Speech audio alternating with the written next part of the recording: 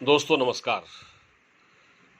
कश्मीर में G20 की meeting बहुत कामयाब रही है और इस बैठक के बाद जो लोग भारत को आंखें दिखा रहे थे उनकी ऐसी की तैसी हो गई है। भारत के समर्थन में 17 देश और सब ने कश्मीर में आकर भारत कश्मीर आकर यहाँ देखा, वहाँ का डेवलपमेंट देखा, वहाँ का विकास देखा, वहाँ कितने काम हो रहे हैं वो देखा, वहाँ की समृद्धि देखी जो पिछले कई सालों से रुकी हुई थी।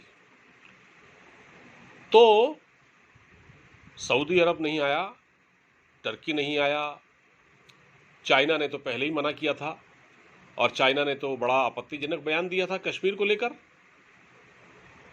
और टर्की नहीं आया। एक और देश था जिसका नाम है मिस्र। हालांकि मिस्र कोई मेंबर नहीं है, लेकिन मिस्र को बुलाया गया था। मिस्र के राष्ट्रपति अल सीसी को आना था लेकिन वो नहीं आए। हालांकि मिस्र की भारत ने बड़ी मदद की थी और मिस्र जो है वो इस वक्त कर्ज के बोझ तले डूबा हुआ है और मिस्र के जो प्रेसिडेंट अल सीसी, उनको भारत ने रिपब्लिक डे परेड में चीफ गेस्ट के तौर पर आमंत्रित भी किया था, लेकिन वो नहीं आए। लोग कह रहे हैं कि एक इंडोनेशिया भी नहीं आया। इन लोगों को शायद पता नहीं है कि इंडोनेशिया ने इस प्रोग्राम में शिरकत की है और इंडोनेशिया ने अपने प्रतिनिधि को भेजा है, अपने किसी डिप्लोमेट को भेजा, लेकिन उसने अपनी हाजिरी लगाई है। तो जो पाकिस्तान में ये प्रोपेगेंडा हो रहा है उसकी तो हवा निकल गई। अब देखिए, चीन ने तो इरादे साफ कर दिए थे, नहीं आया। अब हम कहते हैं साहब तुर्की नहीं आया, तो तुर्की तो पाकिस्तान का पुराना दोस्त है और उसने दोस्ती निभाई और भाईचारा भी निभाया। सऊदी अरब ने भी कहीं ना कहीं भाईचारा ही निभाया है। हालांकि सऊदी अरब ने ऐसा क्यों किया, इस पर अभी बातें हो रही हैं। वैसे तो सऊदी अरब के अच्छे संबंध हैं पाकिस्तान से, क्योंकि इस्लामिक मुल्क है, दोनों में मुस्लिम ब्रदर्स जो भाईचारे का रिश्ता है, और सऊदी अरब पाकिस्तान की मदद भी करता रहा है। बहुत सारे जो मदरसे हैं पाकिस्तान में, उसमें आज पैसा लगा हुआ है सऊदी अरब का। तो चाइना ने कोशिश की होगी सऊदी अरब से भी कहने की, क्योंकि सऊदी अरब बीच में चाइना की ओर झुक गया है अमेरिका को छोड़कर, तो शायद वो प्रभाव भी काम आया हो। लेकिन जिस तरह से ब्लंटली चाइना ने बोला, वैसे टर्की ने नहीं बोला। टर्की आया नहीं इस मीटिंग में, लेकिन उसने कोई कड़वी बात नहीं कही, क्योंकि उसको भी अभी जो पिछले दिनों भूकंप उनके वहां आया था, भारत ने बढ़ चढ़कर मदद की है हर तरह से, खाने पीने के सामान से, चिकित्सा सामग्री से, अपने इंजीनियर वहां भेजे, बहुत कुछ किया। तो टर्की ने ऐसा खुलकर विरोध तो नहीं किया, लेकिन वो नहीं आया। उसने, जाहिर है उसने भी पाकिस्तान के साथ अपना रिश्ता निभाया है, क्योंकि तैयब अर्दगान 2020 में पाकिस्तान की पार्लियामेंट में कह चुके हैं कि हम आपके साथ हैं कश्मीर मुद्दे पर।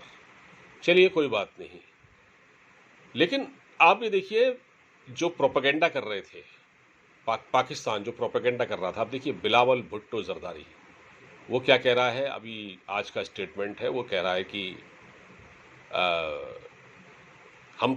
मैं तो विदेश मंत्री पाकिस्तान का हूं, लेकिन साथ में मैं पीओके का भी प्रधानमंत्री हूं, मंत्री हूं, और भारत के कश्मीर का भी। तो खिसिया ने बिल्ली खंबा नोचे, यही बात चरितार्थ होती है। बिलावल भुट्टो जरदारी जो अपने देश को नहीं संभाल पा रहे, जहां जो हाल हुआ इस वक्त पाकिस्तान में चल रहा है इंटरनल, वो सिर्फ ध्यान बटाने के लिए, वो बेचारा क्या, उसकी हैसियत भी क्या है, वो तो अपने जो, क्योंकि उसकी क्वालिफिकेशन क्या है, उसकी क्वालिफिकेशन, वो तो कैम्ब्रिज का पढ़ा हुआ है, पाकिस्तान में पैदा नहीं हुआ, बाहर ही पैदा हुआ, और उसकी क्वालिफिकेशन है कैम्ब्रिज में जो पढ़ा हुआ है वो, और उसकी क्वालिफिकेशन है कि वो आसिफ अली जरदारी का बेटा है, बेनजीर भुट्टो का बेटा है। यही क्वालिफिकेशन है और यही क्वालिफिकेशन उसके काम आ रही है। उसको कोई डिप्लोमेसी तो आती नहीं है, न वो कोई बड़ा डिप्लोमेट है या जयशंकर जैसा उसका कोई कद हो, ऐसा तो कुछ भी नहीं है। वो तो बच्चा है। तो वो जिस तरह की बातें कर रहा है, वो पाकिस्तानी फौज की लिखी हुई स्क्रिप्ट पढ़ रहा है, तो जिसमें कि नफरत है, और ये नफरत पाकिस्तान भारत से बरसों से करता आ रहा है, और यही वजह है कि पाकिस्तान इस वक्त बर्बादी की ओर है पूरी तरह से, जो हालात है अंदर उसे लेकर।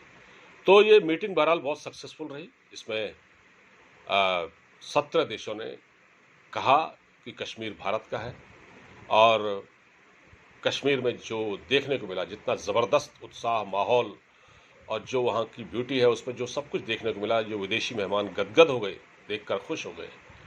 और वाकई अंत में मैं यही कहूँगा कि G20 सम्मेलन में हिंदुस्तान जिंदाबाद के नारे लगे और पाकिस्तान मुर्दाबाद। ये भारत की बहुत बड़ी जीत है, बहुत बड़ी जीत है। धारा 370 हटने के बाद जो डेवलपमेंट के काम वहाँ पर हुए हैं युद्ध स्तर पर, उसे देखते हुए दुनिया रिकॉग्नाइज कर रही है उसे। अमेरिका भारत के साथ है, फ्रांस, इंग्लैंड, जर्मनी जैसे बड़े देश, ऑस्ट्रेलिया, तो और क्या चाहिए। फिलहाल इस बातचीत में इतना ही। वीडियो को शेयर कीजिएगा। नमस्कार।